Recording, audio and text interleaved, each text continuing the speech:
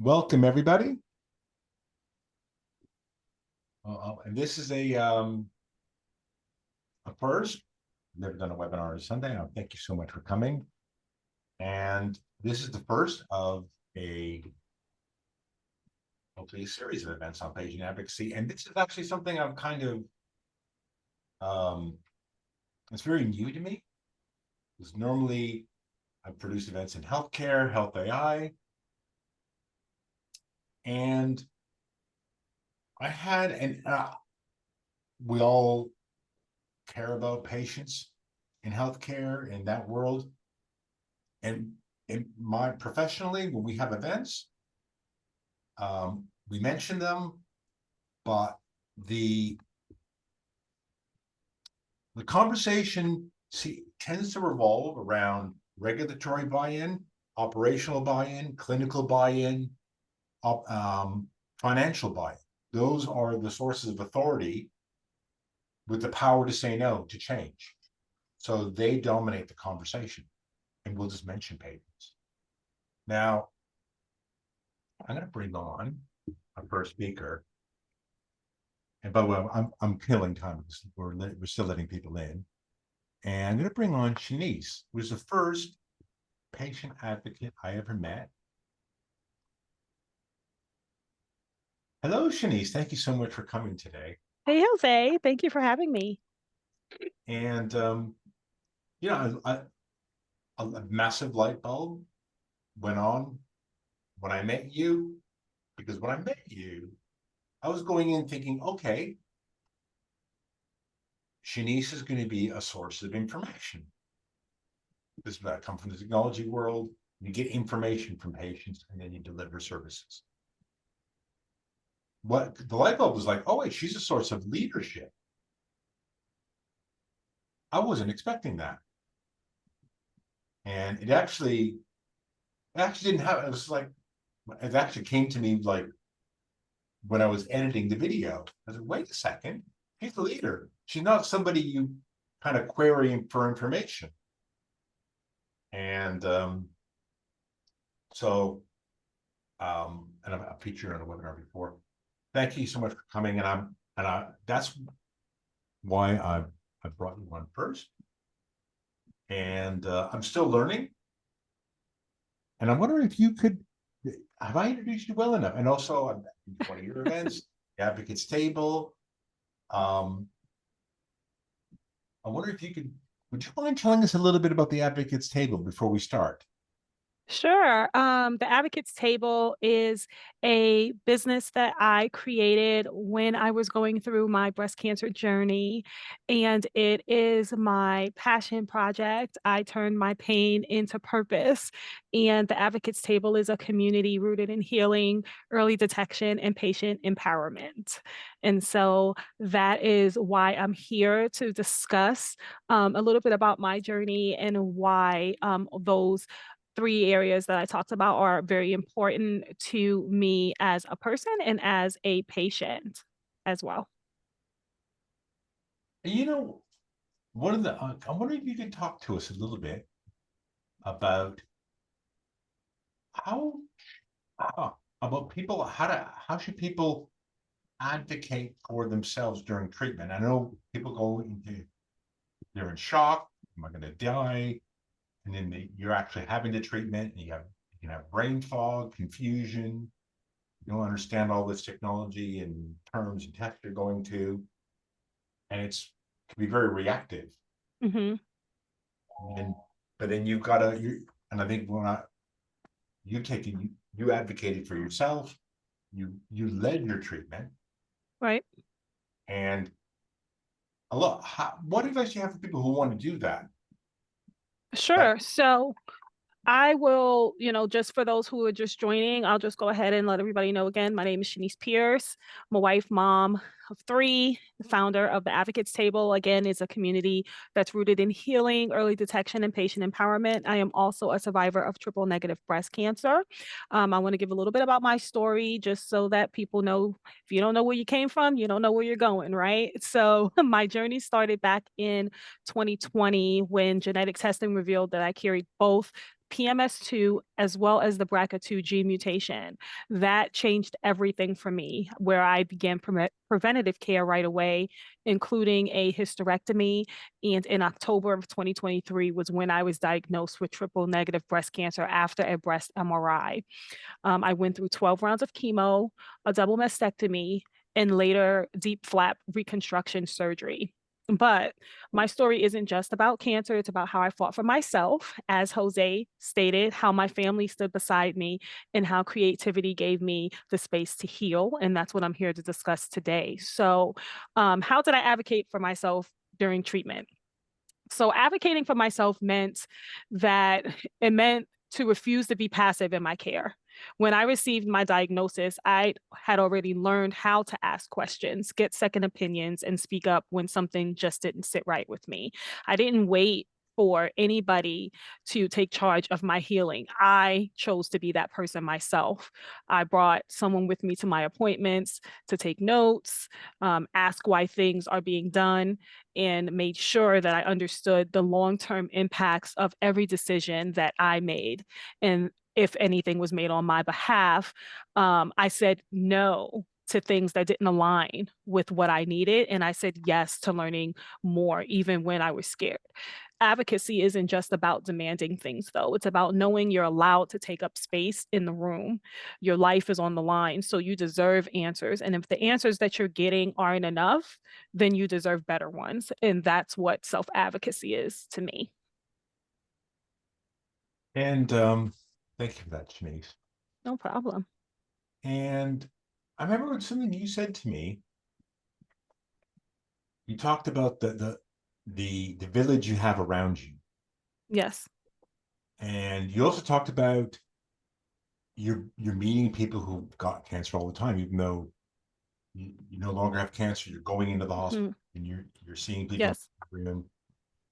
How do you use leadership in that village you have around you to So, yeah, to advocate for myself yeah and and, for and for others. And for for others, yeah.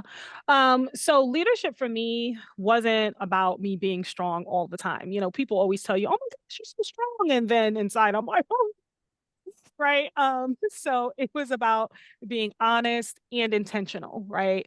I had to guide the people around me, well, you know, my village, so that they can support me in the ways that I needed it most. My husband, he was my caregiver, he was my anchor, right? He helped manage my medications, he attended appointments with me, he kept me fed, he kept me rested, and he also held space for me emotionally when the weight of everything got too heavy, as well as other family members. That was leadership in partnership.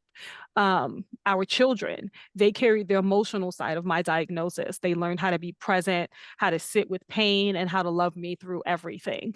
I gave them space to be vulnerable while also showing them it was okay to be afraid and hopeful at the same time by me explaining everything that I went through to them, even our son, who was only 14 at the time. Letting him be there every step of the way to understand what mommy is going through so that he was able to ask the questions as well.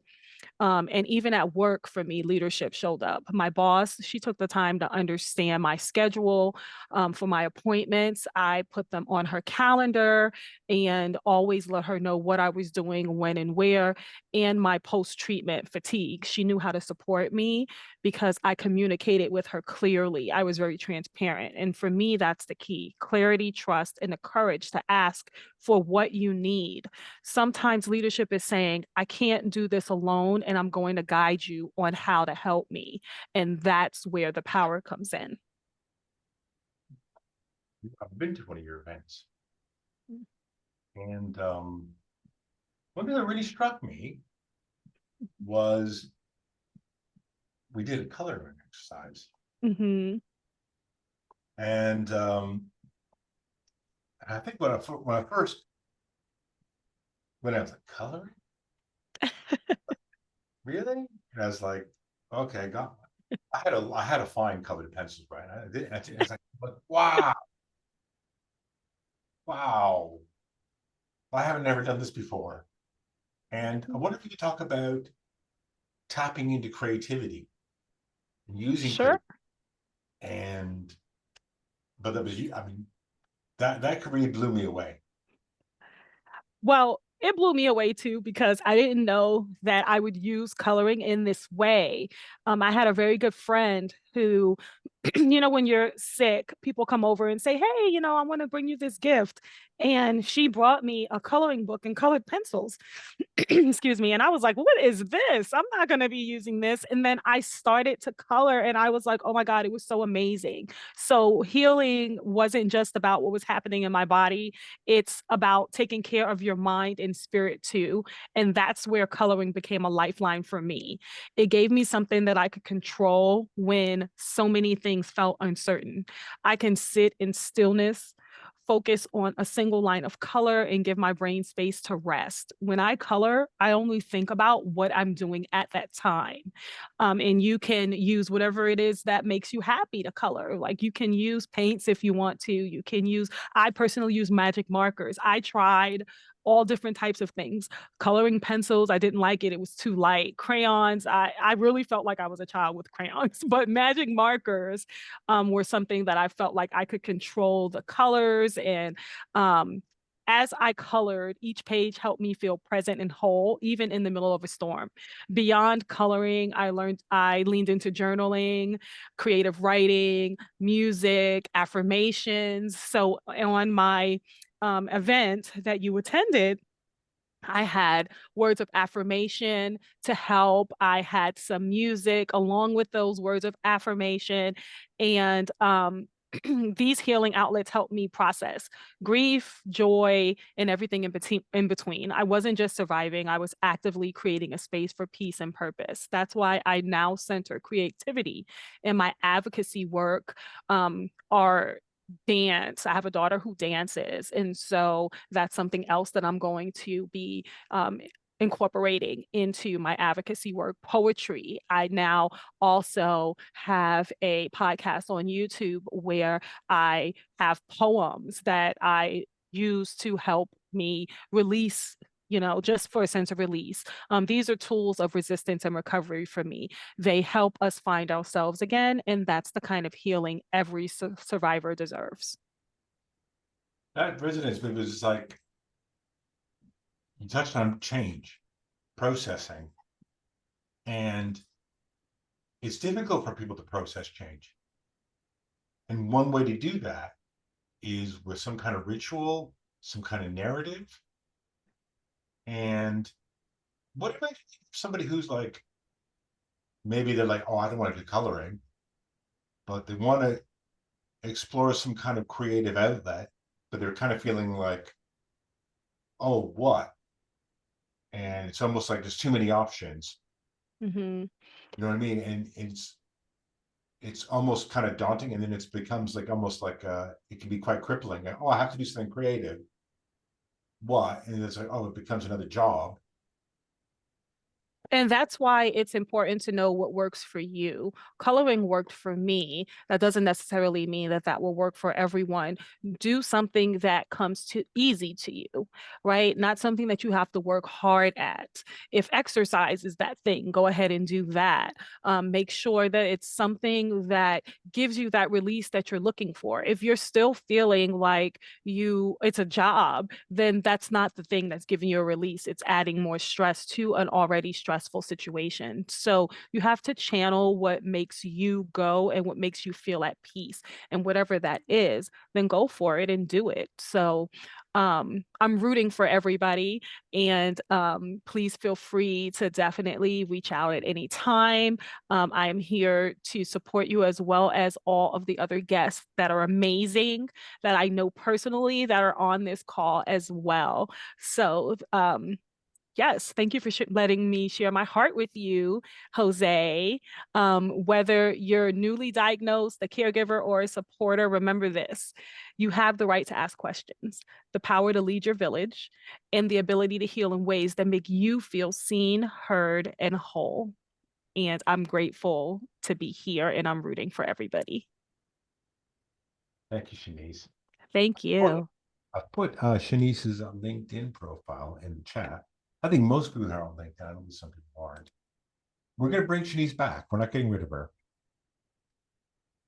And Now I'm going to bring in our second guest. And hello, Chad. Hi, Welcome. And thanks for having me. I've spoken to Chad before. I've actually had you in I hosted you in a webinar that was a bit more technical.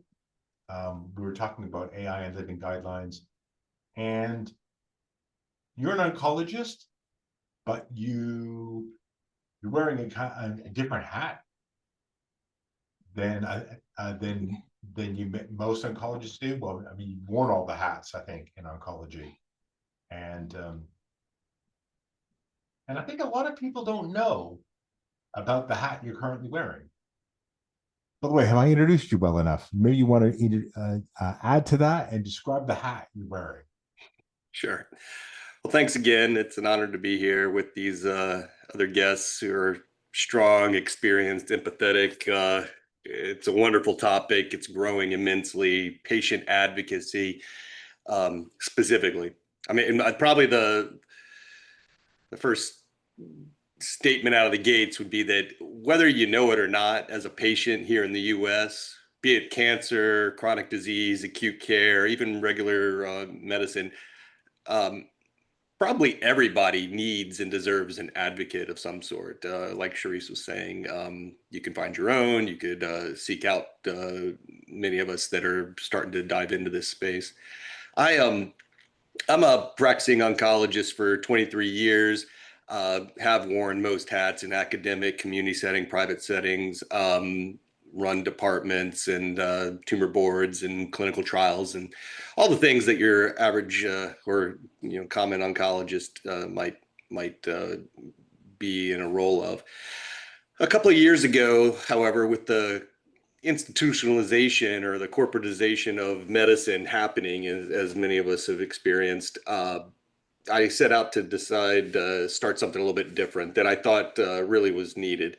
And it's filling this space for patients and their families and their support team to really feel empowered and advocated for. I mean, I'm specifically in the cancer advocacy space. Our practice OnCareMD is staffed only by physicians, and we have no incentives other than the patient's best journey, compared to the typical doctors in the hospital who somehow are tied to insurance plans or pharmaceutical prescriptions or ordering tests or their employment or the referral doctors and the patterns that they have, or the treatment that they recommend.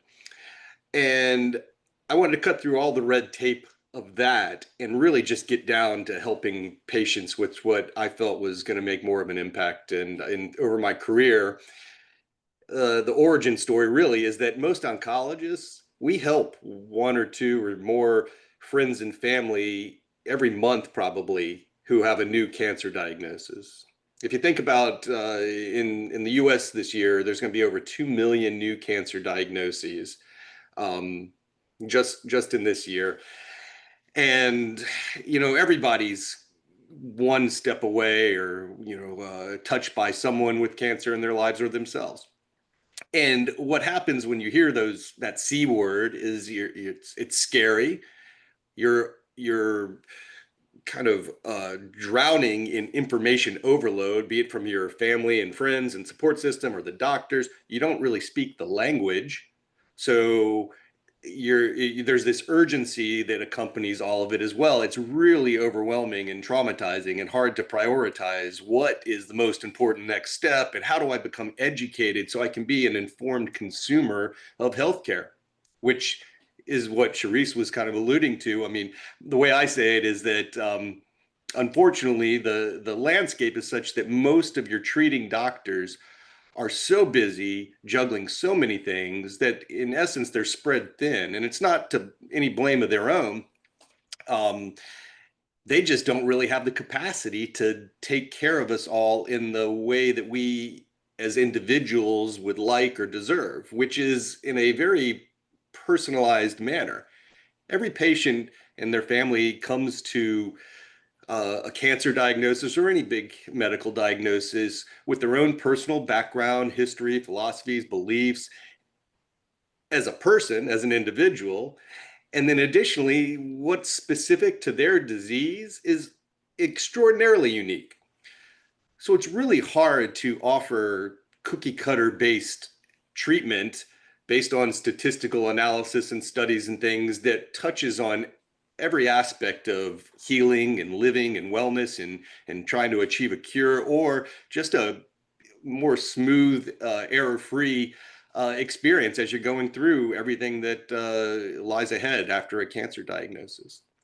So what we seek to do, and what we do is by being unincentivized, other than a membership type of service that we offer.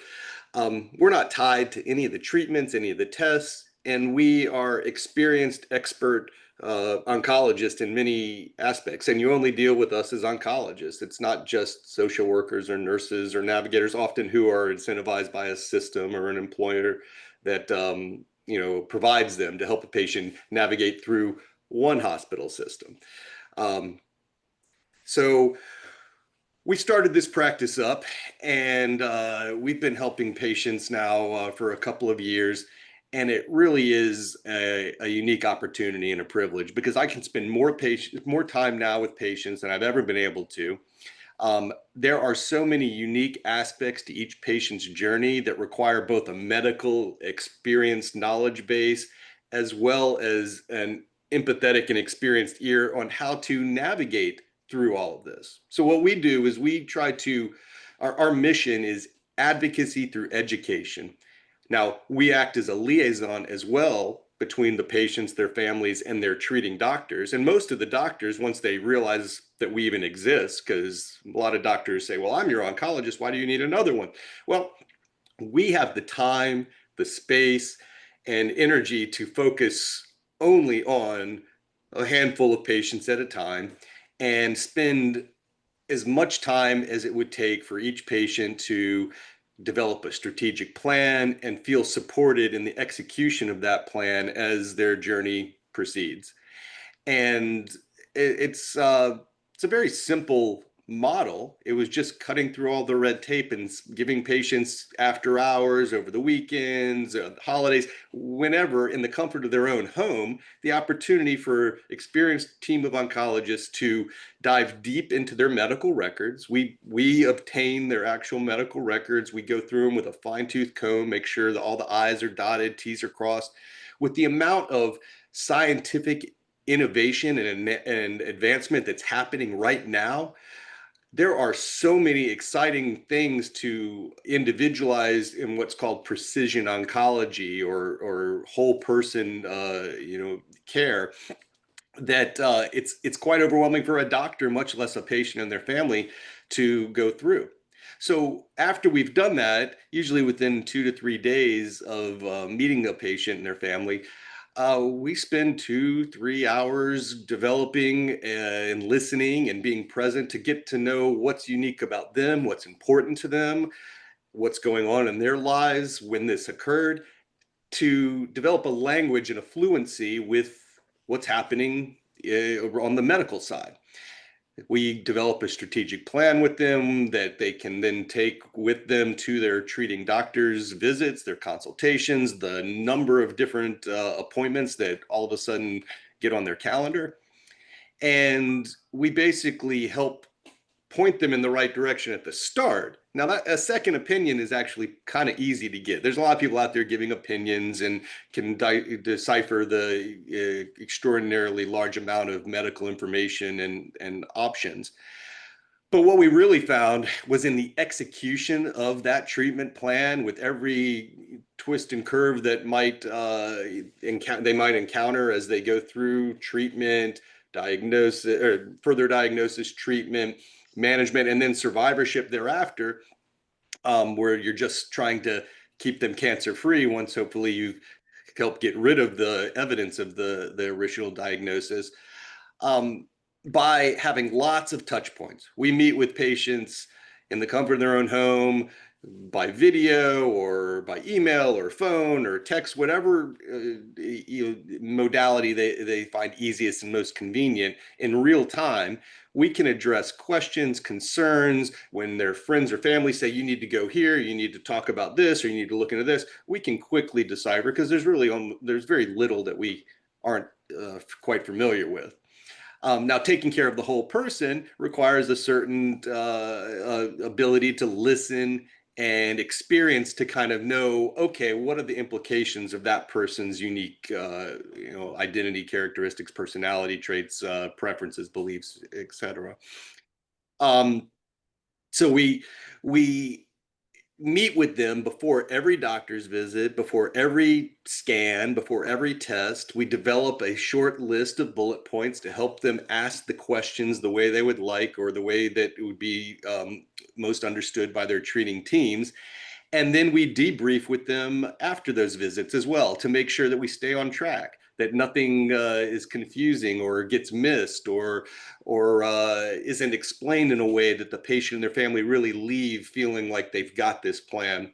Ultimately, by doing that, we seek to shoulder most of the anxiety and the stresses that are not related to just their wellness and their healing and their living. You live with a diagnosis and hopefully continue on in spite of it. That doesn't always occur, but by helping patients really feel like all the diligence has been done with a team of doctors that have not had any incentive other than to just help that patient. And we can talk about all of the treatment options, not just what's offered at one facility or another. Our network of physicians and support teams is quite extensive, and it's not very difficult for us to help patients, if they need to, find a very experienced expert type of team to treat them. Believe it or not, the treating is probably the easiest part about helping a patient with a cancer diagnosis today. The ability to make sure the workup and the diagnosis is done in as much detail as can and should be today is a large amount of work. And then really sitting with the patient during what is often glossed over as the informed consent step, which to me is where so much of the important decisions are made. In order to make a decision, an informed decision, a patient has to understand what all their options are. And then you have to weigh the pros and cons, the risks and the benefits of each of those options to come up with what you want as your own treatment plan. And this isn't alternative medicine. This is standard medicine complemented by experienced integrative options and other aspects related to nutrition and exercise and sleep health and stress management and mind-body medicine. All these things actually make a big difference, as one might imagine, while you're going through the treatment. And the treatment being, in my mind, the third step, being really good at treating a patient the right way with experience and confidence is an important task, but that arguably can be researched quite well, and the patients can go and kick the tires in those teams themselves. So the way I kind of talk about what Shanise was talking about was that believe it or not, patients need to feel empowered to be the squeaky wheel. Doctors are spread so thin that to give all of the time that we each would like and deserve related to the aspects of the care that I was just describing is not really even realistic anymore. So we've created a space for patients, doctors, family members, and support teams to really have unfettered access and time to dive into each and every aspect of these cares. And if we're not already very experienced with it, we are able to point them and connect them with the right people who are, like my panel members here. So that's kind of what we do. Our message is healthcare today in the landscape is not much different than any other corporate entity. And if you were to go buy a TV or a car or a pair of shoes, you're going to have the opportunity to weigh the pros and cons and become an informed consumer. It's very difficult to do that ahead of time or even in real time with a cancer diagnosis. So the messaging is really feel strong enough and be confident enough, and we help you do that as well as many others, to be an informed consumer of your care and expect a certain degree of customization, precision that's catered to you and the way you feel. And sometimes there's a lot of urgency where you don't have the time, but with cancer diagnosis, most of the time, this is the beginning of a long journey. And you need to feel heard. You need to feel like you can have a good line of communication with your treating doctors. And you need to be able to speak the language in a way that expresses to the doctors with their limited time what it is that's going on and that you'd like to, talk about or at least consider. And it makes a huge difference. I mean, we know from helping friends and family all the time, it makes a big difference. And so my practice, our practice started out of that. And it just was really to fill the gap of, well, why is it just for someone who knows an experienced oncologist who gets to have that kind of opportunity? Why don't we try to make this accessible to everybody? And that's what is kind of surging in the community space right now, is this patient advocacy topic. And it's early, it's important. It's only going to become more important as sort of the institutional aspects of the landscape continue in the directions they're going in. And so we're excited to be here. We're excited to talk about it. We're excited to support patients as well as our other panel members here. And that's kind of what we're doing, what I'm doing, and why I'm doing it. Thank you, Chad. We're going to bring Chad back for the after party. He's going to be able to answer your question. By the way, there's an after party to this event. Maybe after party is not the right word. When the webinar ends, we're going to allow members of the audience, you can put your questions in the chat. And I know we've got a couple of questions. We're going to get to them in a minute. We're running on 2 more speakers. And we're going to allow the audience to speak on camera. Thank you very much, Chad. Don't go away. Yeah, sure. Thank you. Okay, I'm going to bring on our next speaker and a fellow Canadian. Hey. Hello. How are you? I'm very good, actually. I didn't know you were Canadian. Yeah, not until we met just recently. And and you know what I learned, what I picked up from you was, and I got emotional watching the clips afterwards, actually, and was the after. And the after is big. Mm-hmm. The bell's been rung. It's not over. Oh no, it's just starting. And that is something that, and I've been a caregiver twice. And there's so much of that was like, oh, I wish I'd known that X number of years ago. I wish I knew that X number of years ago. But not just me, oh yeah, I know all that. That's actually why I brought you. That's why I want you to talk about. By the way, have I introduced you well enough? Yeah, I think so. I can add a little to that. Go ahead, add something to that. Thank you. Thank you so much, by the way, for inviting me into this. I'm really excited to be here. So I work with cancer survivors now, including stage 4 warriors, as I call them. And I really meet people in that aftermath of cancer. But to back up a little bit, I myself am a breast cancer survivor.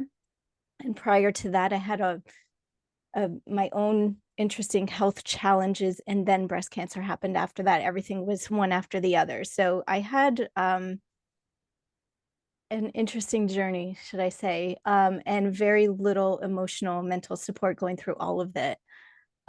So at the end of my breast cancer journey, when I, had that conversation with my doctor, and it was congratulations, you've made it and you're a survivor now, and I'll see you in 6 months. I can still feel that fear that came up for me.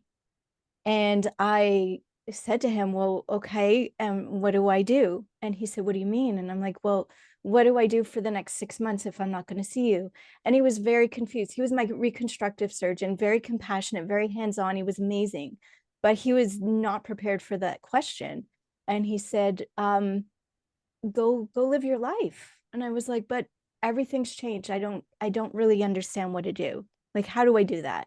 And he didn't know what to tell me. And then I started realizing the more that I started meeting other cancer survivors, it was the same scenario. There's no preparation. So what happens from the cancer survivor's point of view is you get to that point where you're coming to end of treatment, and it becomes very scary for us because your medical team, who is really your safety net, right? They step back because they've done their job. And then your family and friends have no idea what you've actually experienced. And they're like, yay, like, you're good now, right? And you're like, no, but you don't want to tell them that. So you put on this brave face and you pretend you're good. And there's this sort of unrealistic expectation for you to go back to life and resume everything as normal. Number one, you have no idea how to do that. You have no idea what just happened to you. You're not the same person. And as I call it, you know, I describe cancer as a tornado that comes through and blows your whole life apart and blows you apart. And you go looking for all those pieces that are all over the place, but they don't go back together anymore. Not the same. So because of my own experience and because of learning about other people's experiences being very, very similar, I decided that nobody should be left alone in that phase. So that's where I come in and take their hand and I guide them through what I call the aftermath of cancer. And I help them learn how to heal all of that. I call them the emotional scars. And what it is really is that everybody gets the treatment plan and the physical human gets addressed. But as a human being, you have a mental aspect, you have an emotional aspect and a spiritual aspect. And with the physical, that is then a whole person. So I come in and I help them put those pieces back together. Thank you for that. And you probably didn't see this, but you're from Canada too. I remember it was a long time ago. Some group of nurses in Canada, cancer nurses, they put out some kind of statement saying, if somebody you know has cancer, stop pressuring them to be cheerful all the time. And I think this is like something that comes up is people who've had cancer and, like you just said, they've recovered, and everyone's like, okay, come to the party, come to this, come to that, and yay. And the other person's, I can't do that, or maybe I said yes, but now on the day I just can't do it. And everyone's like, why not? Why not? And people have a hard time communicating that I'm not, even though it's different now. I have, my energy comes and goes, and doesn't mean I'm sick, but people have a hard time, I think. Can you give any advice for that, for like, especially like people who aren't the caregiver? They're that circle, and the person who's recovered from the cancer, they don't want to lose their friends, but sometimes it's difficult to communicate where they're at with people and manage expectations. And they don't want to say off. Sorry, I'm rambling. No, you're good. Actually, that's why I talk a lot about boundaries and understanding that boundaries are really important and they're really healthy, but we're not often taught how to make boundaries and that they're okay, that they're a healthy thing to do.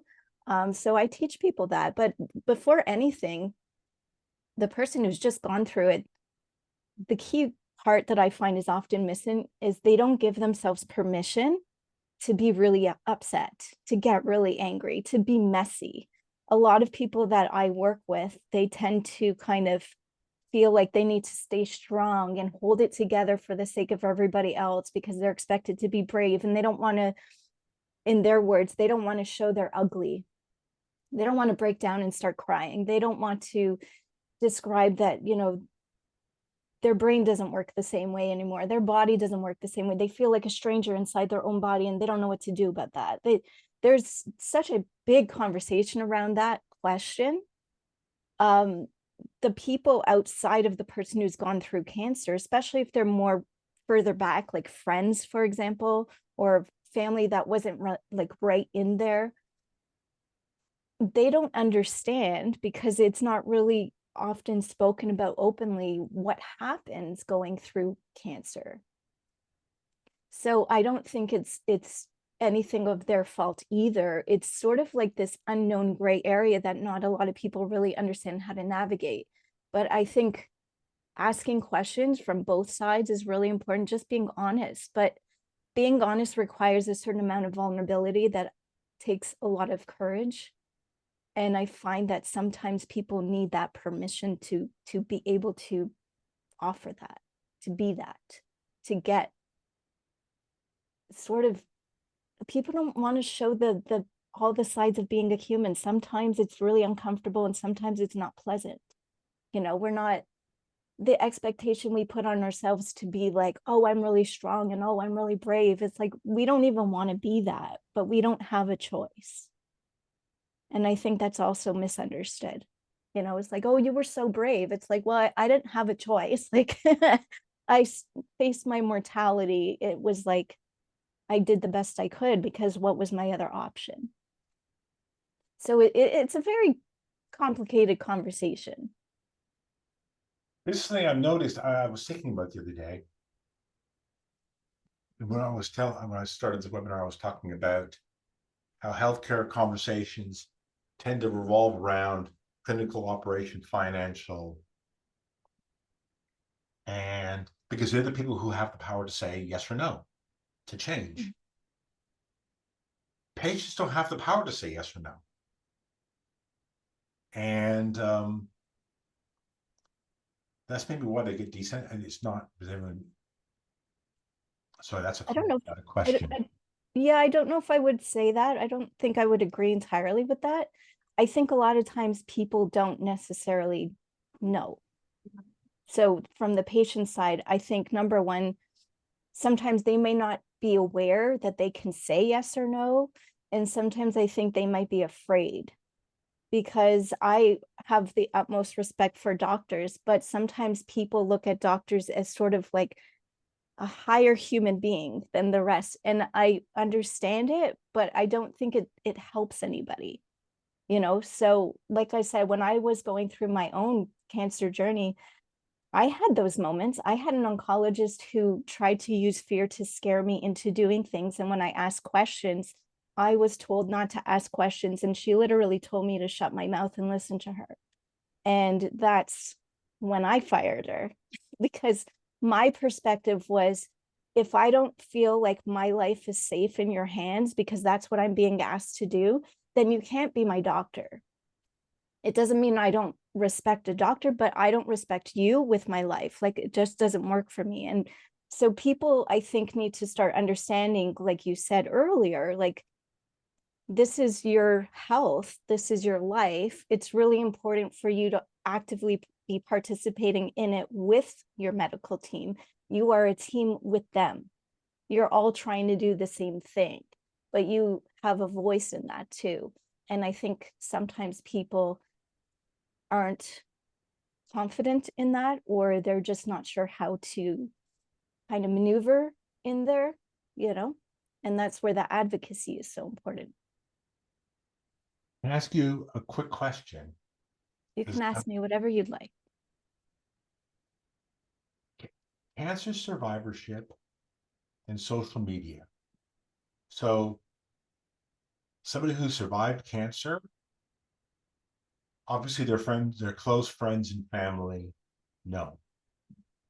But a lot of people who've been through cancer, they haven't announced it on Facebook. They haven't announced it on Instagram. They haven't announced it on LinkedIn. And they're being invited to things. And they're thinking, oh, how do I let these 500 people know? I don't really want to announce it, but people are asking me things on social media. And the answer, my cancer is involved in the answer, and I don't know how to navigate that. And now I'm like, and the other thing too is also a lot of people with cancer they're comparing themselves to other people. Like, oh, she didn't get cancer, and look what she's doing now. But they don't want to be isolated. They don't want to turn off social media either, because that's isolate. They don't want to isolate themselves, but that could be a big source of stress and anguish. I don't know if you have any advice for people on how to navigate.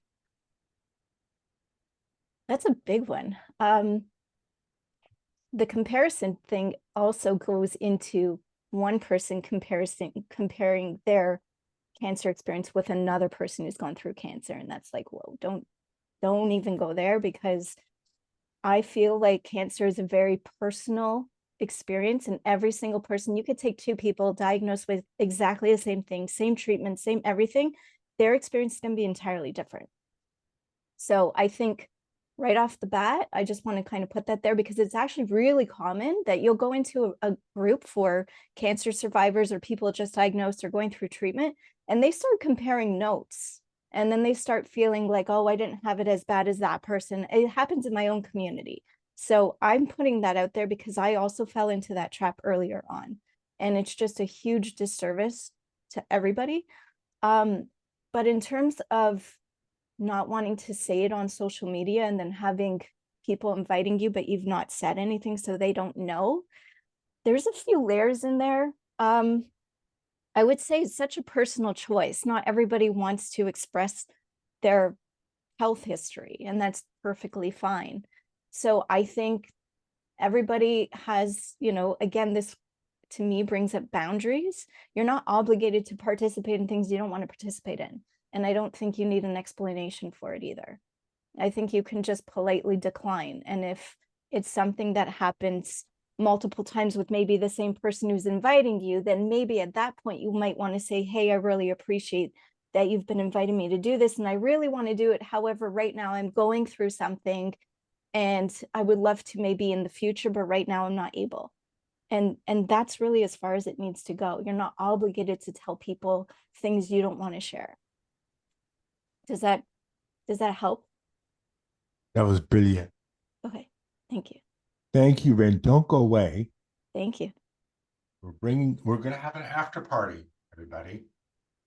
And when the webinar ends, I mentioned this in the chat, we are going to allow the audience to speak if they want.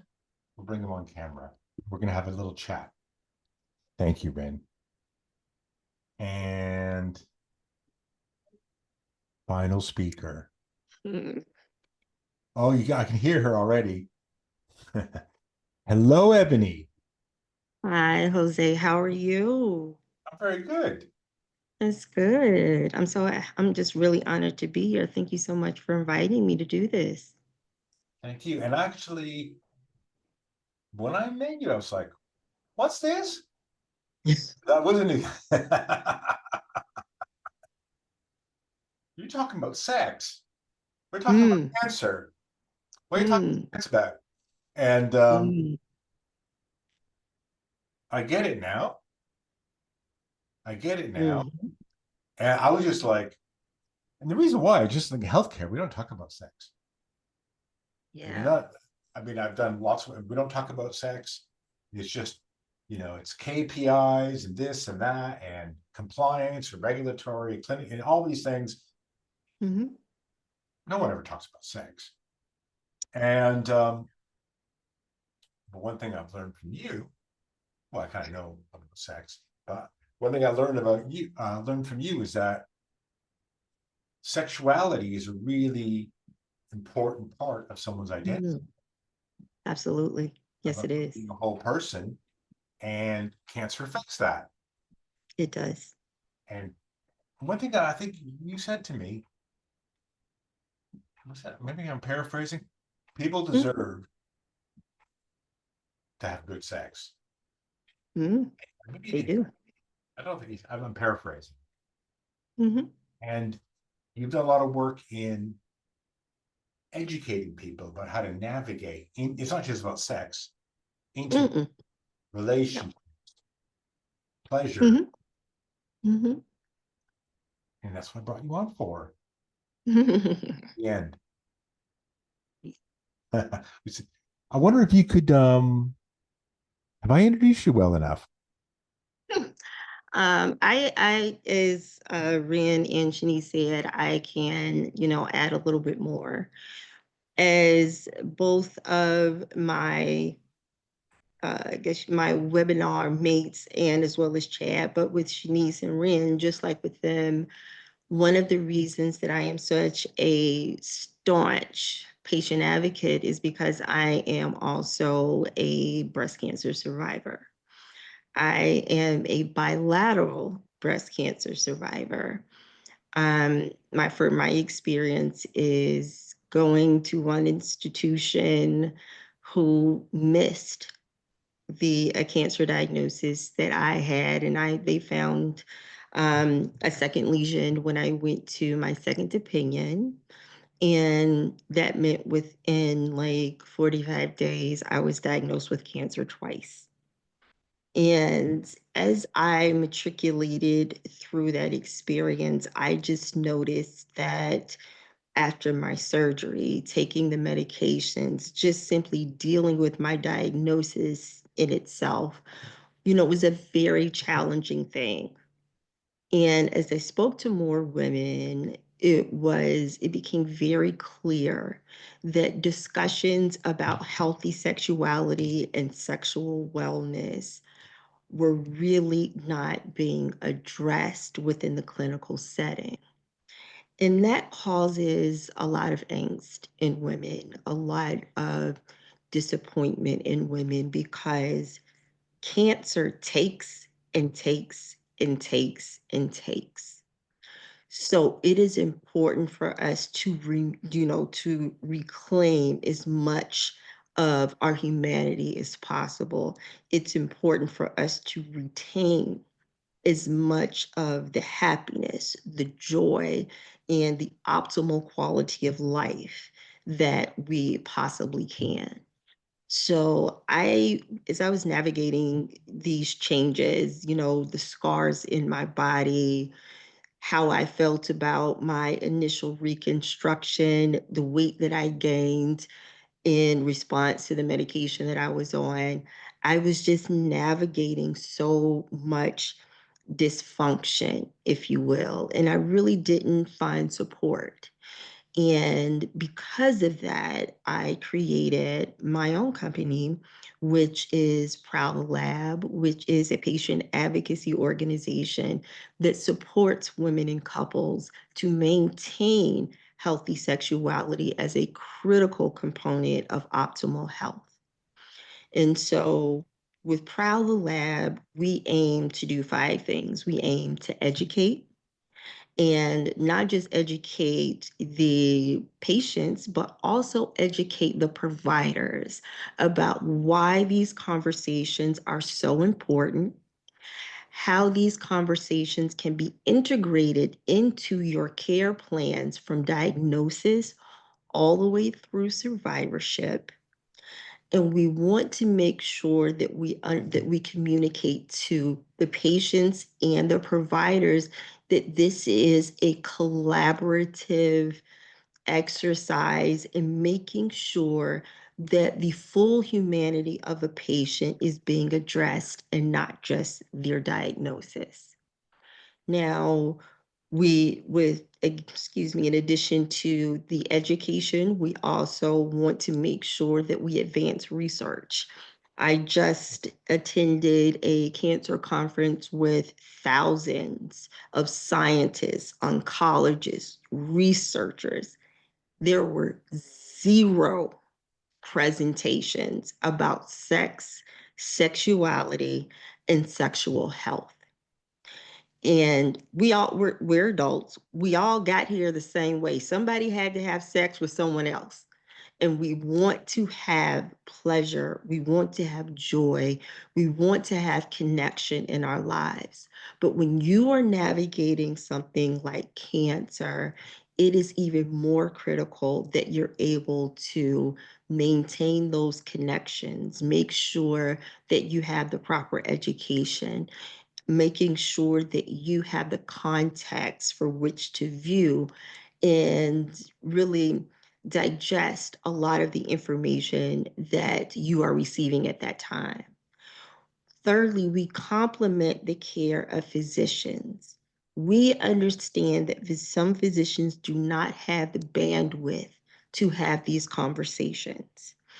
It's estimated that around 9 million women are living with cancer right now in some form.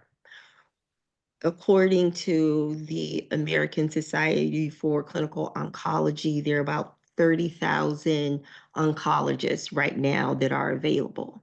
So that means that some oncologists are seeing 20 and 30 patients a day, sometimes for only 15, maybe 20 minutes. And the focus is traditionally on survival of your disease. That is how physicians really quantify their skill level. They're able to build their reputation by making sure that they have the results that people who are experiencing cancer are looking for. And we have to be honest and say, when you're first diagnosed, you don't say, hey, I'm going to go find the oncologist that talks about sex. That's not the first thing that comes to your mind. The first thing that comes to your mind is, I need to find an oncologist that has a um, a success rate that I'm comfortable with. I need to find an oncologist that is well versed in the treatment of my cancer to make sure that I'm able to survive this experience. So, because of that lack of bandwidth, Proud the Lab is able to complement the care that oncologists provide because we understand the challenges that they are facing, simply trying to ensure that their patients survive. We also want to create a community that's free of shame, that's free of judgment, so that we can openly and honestly have these conversations, because sexual dysfunction is estimated to be between 60 to 100% of women who are navigating cancer experience some form of sexual dysfunction, whether it is vaginal dryness, whether it's vaginal atrophy, whether it is a lack of desire, whether it's functioning to the dysfunction in terms of pelvic pain.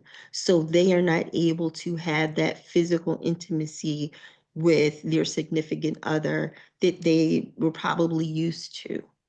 So there are so many aspects of our sexuality and our sexual wellness that is critical to the foundation of who we are as men and women in their entirety. So what Proud the Lab does is we make sure that we come at it from an evidence-based component or an evidence-based framework, which are the 5 circles of sexuality, which include sensuality, which is how our bodies experience pleasure; intimacy, which is the closeness and the trust and the connection that you have with others; sexual identity, which is more than just orientation, which is more than just us being sexual beings, but it also incorporates your values. And then there's sexual education and reproduction. We all know that there's so many women right now, young women, who are being diagnosed at an even greater rate than it has been in past decades. And so young women want to feel like, I can still have a family. I can still I guess I can still navigate and experience and enjoy my relationship the way that I did before a cancer diagnosis. So it's important that we provide the education so that they're able to do that. And then the last component that we really focus on is sexualization, and that is how culture, media, and other power dynamics influence our sexual attitudes and behaviors, specifically when you're looking at women who have been diagnosed with cancer, chronic conditions, trauma, and different ability. So I know that that was a long explanation, but I wanted to make sure that I was able to articulate why what Proud the Lab does is so important and how we think about it in a collaborative framework with the excellent care that oncologists are already providing patients. Thank you. Absolutely. We're starting the after party, by the way. Hmm. This is the part I call the group hug. This is my favorite bit. It's a group hug. Mhm. But I got one more question for Ebonie. Sure. By the way, if anybody wants to, if you want to speak on camera, I'm speaking to the audience now, raise your hand or put a comment in the chat and I can bring you on. But before we go to that, Mhm. there's something you said to me when I first about audience. And Mhm. I've been thinking about it too. It's like, who is the audience? And I mean, it might be because of who Mhm. I talk to, but when I look at people, it's like I look at the audience listing because I'm a marketing guy. Mhm. It's always people from pharma. There's people from Mhm. patient advocacy. There's people from Mhm. healthcare. There's people from digital health. There's people. There's technology. People from AI. There's people Mhm. from Europe. There's people from Africa. There's people from Asia. There's people from North and South America. How do we think Mhm. about audience? What kind of? Well, I'm sorry, what was the last thing you said? I apologize. No, I was just waffling. That's it. Oh, I'm so sorry. I think that we have to look at it from a collaborative standpoint. So, of course, your oncologists are going to play a role. Individuals from PharmD are going to play a role because many times there are medical interventions that can be provided to women and couples in terms of medication, in terms of therapies. So, PharmD definitely has a role. We want to look at, physical therapists, for example. They have a role in supporting women to maintain a level of function in their body that they are happy with. You look at AI, there are many AI tools that can be used to enhance the sexual wellness and healthy sexuality of cancer patients if used appropriately. We also think about our breast surgeons, our plastic surgeons, caregivers, advocacy organizations. All of these components are critical to ensuring that we are able to lay a foundational argument for why healthy sexuality and sexual wellness is important. We all must come together to drive policy changes to ensure that sexual health and sexuality education is available and accessible for every patient that is navigating cancer, that insurance companies provide the space for this to happen, and that oncologists are able to access the training and the coaching to ensure that they are able to provide the comprehensive care plan from diagnosis through survivorship for healthy sexuality and sexual wellness. This is critical because I remember my oncologist told me and my husband, if you don't use it, you lose it. And this is so important because many women who are navigating cancer are thrown into sudden and really intense menopause. And we're just going to use that one for example.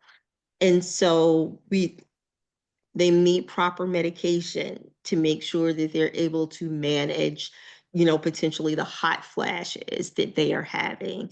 They need pelvic floor therapists so that they are able to navigate the potential vaginal atrophy and other side effects that come along with some of the treatments that we have to endure. There need to be, psychologists and therapists who are available to help women navigate these issues, to help couples navigate these issues.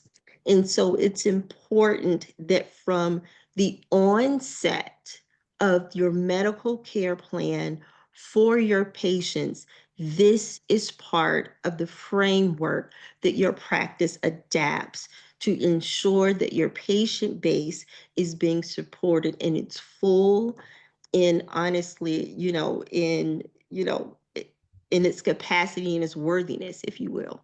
We are worthy of pleasure. We are worthy of joy. We are worthy of great sex and relationships. I know we talk about sexual wellness and sexual health, and so we often think about, the physical aspect.